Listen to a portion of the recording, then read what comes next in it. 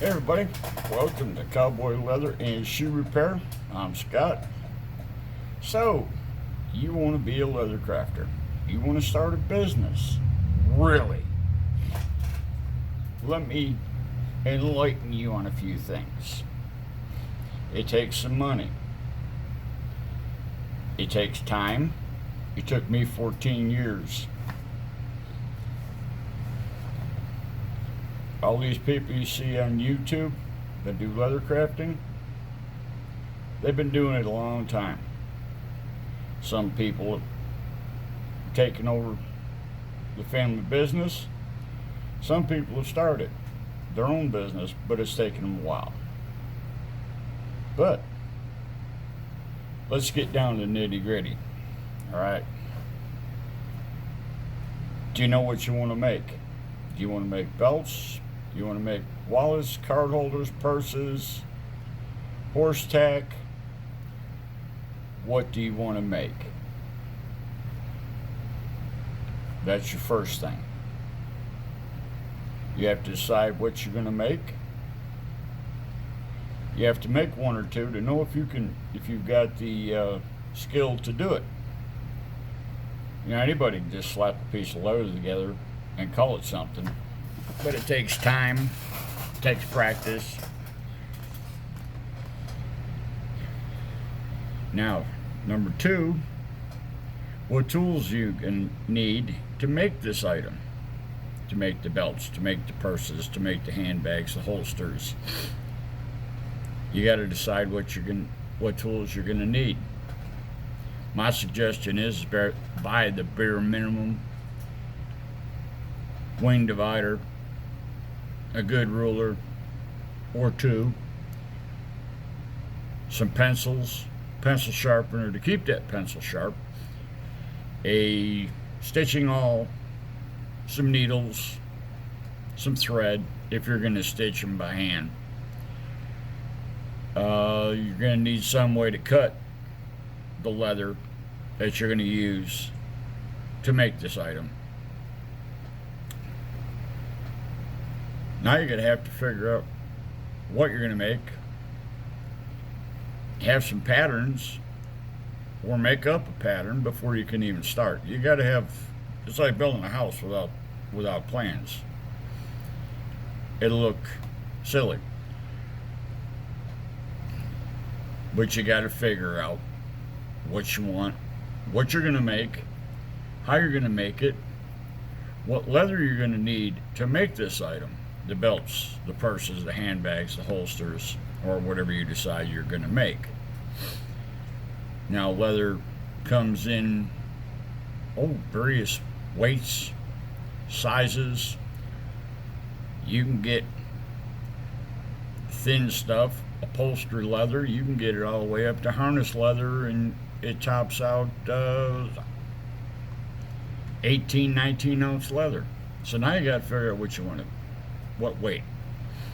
If you're going to make belts, if you're going to make card holders you can use anywhere from 3 to 4, 5, 6 ounce leather. Now you got to figure out what kind of leather you're going to use. Are you going to use saddle skirting? You use bellies? You're going to use harness leather? These are all things you're going to have to think of before you start. Once you figure that out, okay, now you got to figure out where you're going to sell it. You're going to sell it on eBay. You're going to sell it on Pinterest. You're going to sell it on local sales network, Facebook Marketplace. Where are you going to sell it? When I started out, I started selling on eBay. I'm still selling on eBay.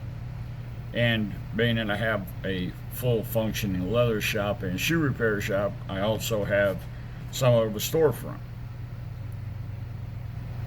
But again, I've been doing this for 14 years. I've started from a piece of butcher block a hammer, some hand tools, an edger. I started out with the basic stuff, and I've worked my way up. And trust me, anybody that's seen any of these on my other videos on my shop tour, took 14 years to come up with that stuff. But really, my suggestion is you stop, you think, you do your research. The research is going to be the biggest thing that's going to determine a go or no go. Just don't jump into it and expect to, be selling your wallets or your whatever, like hotcakes. There's a lot of us out here, and I would suggest looking at, a lot of different people, the different shops they have, the different tools they have, but taking into consideration a lot of the YouTubers that are out there that are doing leather crafting have been in it for quite a while. You've got Don Garza, you got Stock and Barrel, you've got the list goes on. All these people have been in the leather crafting business a long time. They have worked to get what they've gotten. Some of them have started out with basic hand tools and worked up. That's my suggestion. Don't go into debt to buy a lot of stuff that you don't need at first. Start out small, make your product, whatever it is, sell it, put some money aside to better yourself, to better your equipment. You don't start at the top of the ladder. You got to work your way up. Is there room out there? Sure. Everybody makes, the wallets, the belts, the whatevers. Some people create some pretty cool ideas. They elaborate on ideas out there. But I'm going to tell you right now, you'll see somebody go, I designed this. No. Leather crafters did not invent leather. It's been around for thousands of years. It's been done. There's nothing out there made that has not been made. The only thing is it's been made and improved on. But getting back, we're getting off the track here. Seriously, think about what you want to do. Think about what you want to make. Think about what tools you're going to need to accomplish this. Think about where you can get your leather. My suggestion is find inexpensive leather. You can go to Tandy, you can go to Weaver, you can go to some of these other places, and you can get that Wicked and Craig, you can get the Herman Oak, you can get all these names. At the end of the day, can you afford it? I buy my leather by the side, and generally the sides run anywhere from 20 square feet up to, I had a side that was real close to 30 some odd square feet. And it was nice stuff to work with. But I was lucky enough to fall into a deal where I was able to get 3 sides of it, same color. It had some brands in it, had a few scars on it, but you can work around that. I used to buy my leather from Weaver, or excuse me, from Tandy. And being that, I mean, I was only probably an hour and a half away from them, I could go to Tandy and I could pick my own leather out. But sometimes I couldn't leave the shop, so I'd call them and say, hey, send me a double shoulder or send me whatever. I'd tell them what I was doing with it, and I would get the bottom of the barrel. They had more holes in it than Swiss cheese, which kills your yield. So now I found a place that's 45 minutes to an hour away from me. I can go in, I can look at it, smell it, sniff it, touch it, bend it, do whatever I want, and I can get a whole side. I can get one side or two sides for what I was paying to get my leather from Tandy and Weaver. So you got to figure out what kind of leather, what color, what thickness you're going to need, and then locate the leather and go from there. Tools, like I say, you need a pencil, a couple pencils, a wing divider, a couple good sharp knives. You can go to a hardware store and pick up utility knives. You can go to Walmart and get those plastic knives with the metal blades just snap off when they get dull. And I mean, utility knife, you pay, I think I looked at one time, it cost me like $7, and you can get a pack of blades for like $10, something like that. They last a long time. But that's how I started. I started with the basic tools and worked my way up. When I started out, I would make, let's just say I made a wallet. I made one wallet. I figured out, okay, I don't like the way this came out, so I set that aside. I used that as a pattern.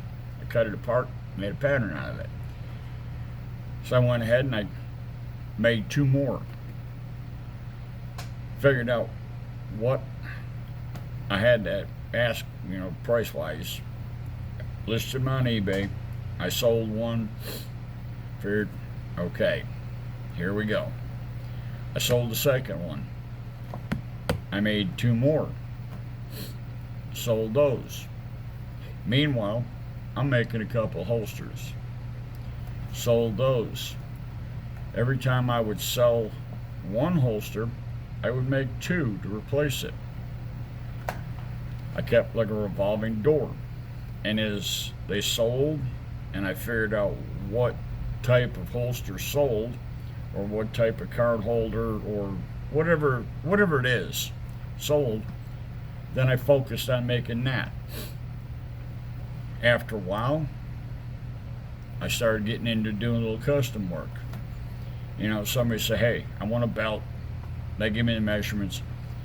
Can you put my initials on it? And I tell them, yeah. $5. As long as they don't use every letter in the alphabet. It costs them $5 for me to stamp a name, initials, or whatever on it. But it's up to you what you want to do, how fancy you want to get. But remember, everything that you do, you got to get paid for. All my leather, except for I make one item that I just get straight, unfinished vegetan, no color. But everything else, I get saddle skirting, harness leather. It's all brown or different shades of brown. I stay away from black because black stuff does not sell that well. I do make Civil War reenactor leather goods. That's where the black comes in handy. But as far as horse tack, wallets, belts, people like the brown. But again, I can't stress enough. Don't rush into it. Do your research. Do some figuring on with pencil and paper. And you know what your pocketbook and your bank account will allow. Build your business. Start out small and then expand. That's what I did. I had to, not too long ago, I had to get an appraisal or an estimate, basically, whatever, for insurance reasons. And they come in, and it took me 14 years, but just in equipment, not leather, not stuff that's already made, just in equipment that I use to fix shoes and, make stuff, the clickers, the clicker die, the stitchers, the sewing machines, everything. I've got well over $30,000. That's 14 years worth of collecting. Now, I've got, right now, not counting what's hanging on the wall done in product, I've got probably $3,000 to $4,000 in leather and hardware. But it's taken me 14 years plus to say that. I started out with a piece of hickory cutting board and a 24 by 24 by 2-inch thick granite countertop, and an old hammer and some few hand tools and a few throwaway knives. So start out small and work your way up. Just please, whatever you do, don't fall into the trap and see, oh, Weaver's got this fantastic edging machine, $1,200. No, you don't need that right now. You need to get your feet wet. You can't start at the top of the ladder. You got to start at the bottom of the ladder and work your way up. Maybe down the road, you can afford to buy one of them. But you can go and you can buy a whole lot of burlap or edge slickers for that $1,100-$1,200. It may take you a little bit of elbow grease, a little bit of time, but trust me, you can put your money into leather or something else. You don't need the fancy equipment. And there's a few people out there that are selling. I saw one the other day. The guy, he's got some kind of online course, how to start a leather business. He doesn't tell you how to build stuff. He's telling you how to market yourself and how to make money. I think I saw he wants $300 some odd for this course. There's free information on the internet from somebody else that's already done this, been already through it. They'll tell you how to price stuff, where to advertise your stuff. They'll tell you everything for free. I've got a lot of clicker dies, so I don't need a lot of patterns. I do have patterns. Some of the patterns I've had for, since I started out doing leather work. But I bought books that have holster patterns in them. I bought an Al Stolman crafting book with floral designs and stuff like that in it. I bought them at a flea market or yard sale, something. I didn't pay a full price for it. That's the name of the game. Get your leather, the best leather you can, for the best price possible, and you will make money. And as you start making money, put a little bit aside, put some back into the business, and put a little bit to the side. And when you can make, basically, if you're working a 9-to-5 job and you can take your leather business and make what you're making plus $100 to $200 more than what you're making at a 9-to-5 for 3-4 months consistent, then I would say you can think about becoming your own boss. But until then, don't quit your day job. But again, it's taken me 14 years, and I've got leather business, I've got a shoe repair business. When one makes money, the other one's slow, vice versa. I'm not bragging, I'm just trying to tell you, because there's a lot of people out there that are trying to sell you stuff that you don't need. Hey, they call me and ask me, do you want to buy this? Do you need this? Oh, you'll need this. No, I don't need it. I'd rather do something by hand. Now, if I was making, 100, 200 wallets a week, maybe. But no, don't go into debt. Don't take money out of your household to support a business that may or may not fly. But the bottom line is, the best advice I can give you, and you can ask probably another leather crafter. Start out small, work your way up, make sure your product, believe in your product. And, buy accordingly, be wise, be thrifty, be frugal, whatever you want to call it. Just start out small and work your way up. But, there's not much else I can tell you. Just do your research. Believe in your product. Charge a fair price for a good product. And, the sky's the limit. Right now, we have a lot of stuff coming from other countries.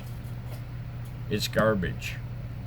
The leather that they're using is poor. We can make a better product. We may not be able to sell it as cheap as the foreign countries do, but people will pay for quality work. If you cut it out, everything is consistent, your edges are clean and slick, you can sell your work. I've done it. I know. Am I an expert? Not by any means. Like I said, I started out 14 years ago, and up until about 4, maybe 5 years ago, my business really started taking off. I was running heavy equipment, working construction, and it finally started making enough money where I could cut back to part-time, and then this is my business. This is what pays my bills. This shop is self-sufficient. I can pay the bills. I can buy, new products. If I want, I can buy a new machine. of something, but there's really nothing I want. I have what I need. I know how to use it. I'm golden. But please, yeah, I'm rambling. Yeah, I probably, you don't want to listen. But just think about what you want to do, how you want to do it, and where you want to be at the end game. If you want to just do this as a hobby and make a belt here, make a purse or wallets or whatever to give to your friends and family, fine. But if you want to make leather crafting a pay for itself, make money business, you have to have a plan. I can't say anymore. It is just, you know what you got in your pocket, you know how much you want to spend, and the growth of your business will dictate the growth of your bank account. So, I'm going to cut it off here. I appreciate you listening to me. It's just a rant, ramble, whatever you want to call it. But I learned all this by watching, listening, checking out YouTube videos. There's always somebody out there that's got a new idea. Like I say, don't think that you're coming up with a new idea, because you're not. Leather's been around since Adam and Eve. So, all right, I'm going to put an end to this. If you liked the video, if you want to see more, we try to put out videos once a week, twice a week if we have something come in and it's interesting, or if it's a repair that is unusual, we'll make a video on it. But I'd appreciate if you hit the like, leave a comment. If you want to come back, excuse me, hit the bell, make it go ding-a-ling, ding-dong, whatever. And glad to have you stop in. Glad to appreciate if you come back. But for now, cowboy out. Have a good day, stay safe, and keep your cutting tools sharp.